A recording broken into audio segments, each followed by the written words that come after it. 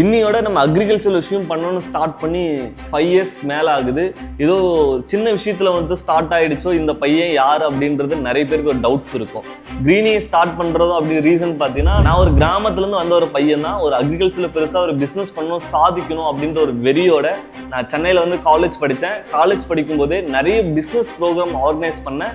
அந்த ஆர்கனைசிங் பண்ணும்போது நிறைய பிஸ்னஸ் மேன் கூட நான் மீட் பண்ணணும் அப்படின்னு ஒரு சான்ஸை கிரியேட்டும் பண்ணிக்கிட்டேன். ஏன்னா ஒரு ப்ரொஃபஸர் என்கிட்ட சொன்ன ஒரு ரீசன்னா, இன்னொரு பிஸ்னஸ் பண்ண போறேன்னா அருண், சான்ஸ்க்காக நீ வெயிட் பண்ணாத, உனக்கான சான்ஸை நீ கிரியேட் பண்ணிக்கோ.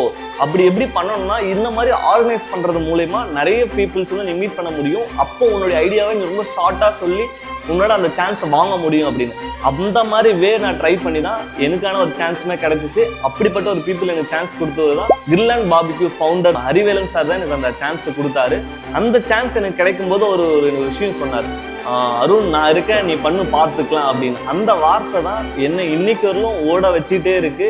ஏன்னா என்ன மாதிரி பசங்களுக்கு காசோ பணமோ அப்படின்றது வந்து செகண்டரியான விஷயமா தான் இருக்கும். ஒரு தன்னம்பிக்கையும் நமக்கு பின்னாடி ஒருத்தருக்கு இருக்காங்க, நம்ம கீழே விழுந்தா கூட நம்மளை தூக்கி விடுவாங்க அப்படின்னு அந்த நம்பிக்கை தான் நிறைய பேர் எதிர்பார்க்கறது. அப்படிப்பட்ட நம்பிக்கை எனக்கும் கிடைச்சிச்சு. நானும் அக்ரிகல்ச்சர்ல ஒவ்வொரு விஷயத்தையும் எக்ஸிக்யூட் பண்றோம். ஃபெயிலியர் ஆகுது. இந்த 5 இயர்ஸ்மே ஃபெயிலியர்ஸ் மட்டுமே பார்த்து இன்னைக்கு நம்ம livestock, microgreens, mushroom, bio fertilisers, land அப்படின்னு பல விஷயங்களை ரொம்ப சக்சஸ்ஃபுல்லா இன்னைக்கு பண்ணிட்டு இருக்கோம். இதுக்கு எல்லாத்துக்கும் ஒரே காரணம் என்ன தெரியுமா? நம்ம எவ்வளோ ஃபெயிலியர் ஃபேஸ் பண்ணாலும் நம்ம ஒரு தொழிலை உண்மையாக நம்ம நேசிச்சோம்னா கண்டிப்பாக நம்மளை அது கைவிடாது அப்படின்றது தான்.